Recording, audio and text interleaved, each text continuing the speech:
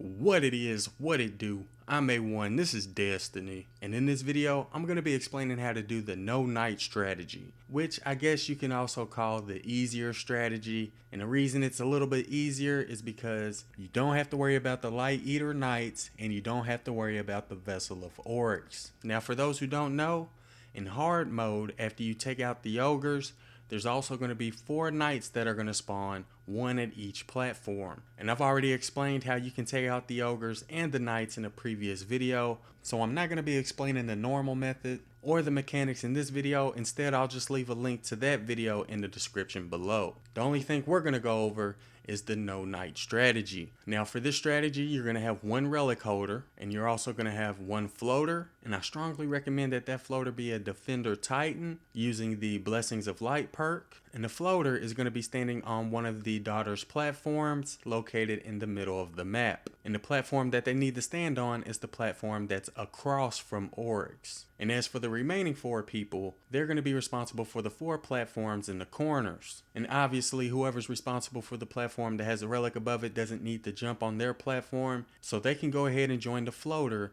on top of the daughter's platform. And again, they're going to have to stand on the one that's across from Oryx, not the one that's directly next to him. Alright, so for this strategy, you're going to have the 3 people jumping on their platforms just like normal. You're going to have the floater on the daughter's platform, along with the other person who's responsible for the platform that has the relic above it. And obviously the relic holder is going to be jumping around on the invisible platforms until he gets the relic. And while he's running around to get the relic, the 3 people who are on the platforms are going to do damage to their ogres, but they're not going to kill their ogres. Instead, they're going to try to get their health down to around 10 to 15%. And as for the floater and the other person who's responsible for the platform with the relic above it, again, they're going to be on the daughter's platform in the middle of the map, and they're also going to do damage to the ogres.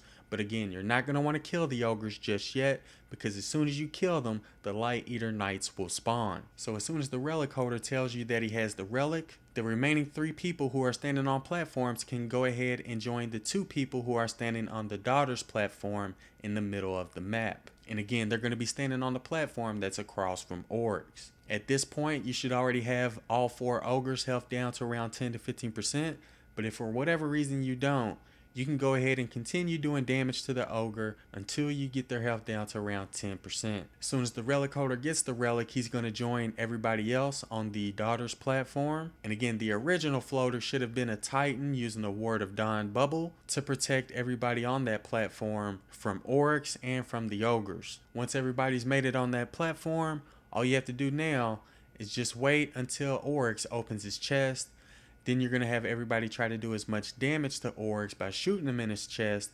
And as soon as he's staggered, the 4 platform people are going to finish off their ogres. As soon as everybody has killed their ogres, they're going to jump down into the black orb that was dropped from that ogre. They're going to stand in it for about 3 or 4 seconds. And while they're jumping down into their black orb, the floater and the relic holder is going to jump down in the middle of the map and try to take out some adds to protect the people who's running to the black orbs. And as soon as everybody detonates their orbs, they're going to run back to the middle of the map.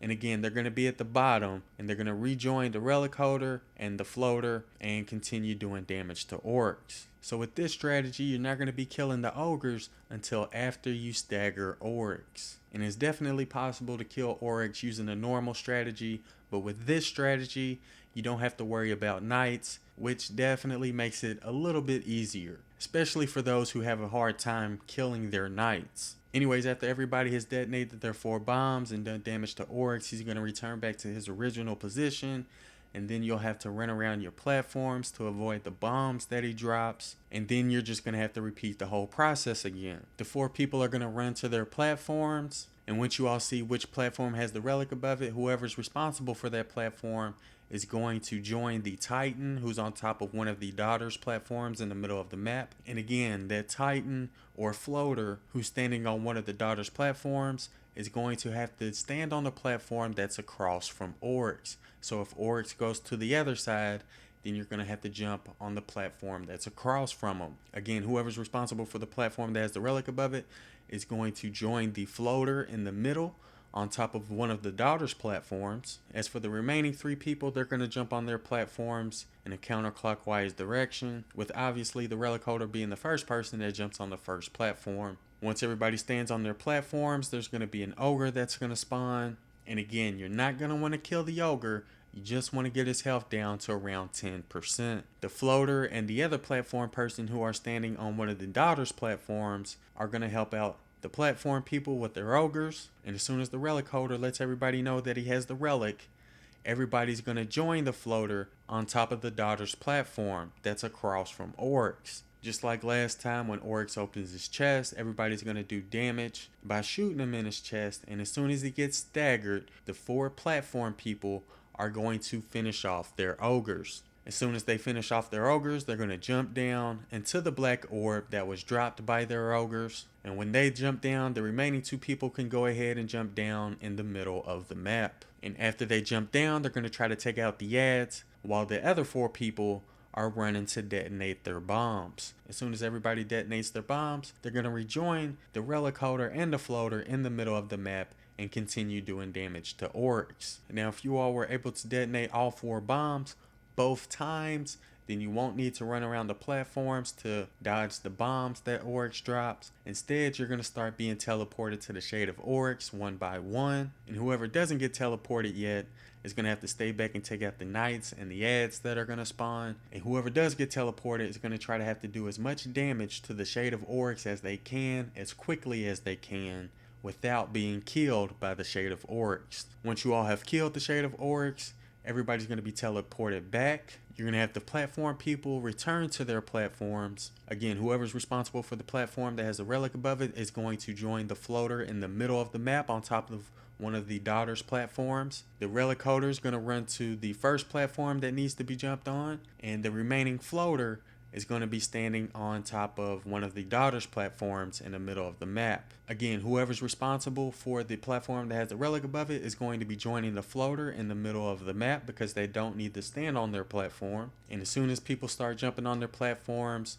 the ogres are going to spawn, and you're just going to have to repeat the whole process again. You're going to have to do damage to the ogres without killing them, trying to get their health down to around 10%. As soon as the relic holder picks up the relic, he needs to let everybody know. So the 3 people who are standing on the platforms below can join the floater and the other person in the middle of the map on top of one of the daughter's platforms. And again, you're going to have to stand on the platform that's directly across from Oryx. And you're going to repeat the whole process again. You're going to wait till he opens up his chest, do as much damage by shooting him in his chest until he staggers. As soon as he's staggered, the 4 platform people are going to finish off their ogres. And as soon as they kill their ogres, they're going to jump down and stand inside of the black orb that was dropped by that ogre. And while they're jumping down, the relic holder and the floater is also going to jump down, but they're going to be standing in the middle of the map and shooting ads to try to help the people who's running to their black orbs. Now, if you all have successfully detonated all 4 bombs all 3 times, Oryx's health should be down to around 25%,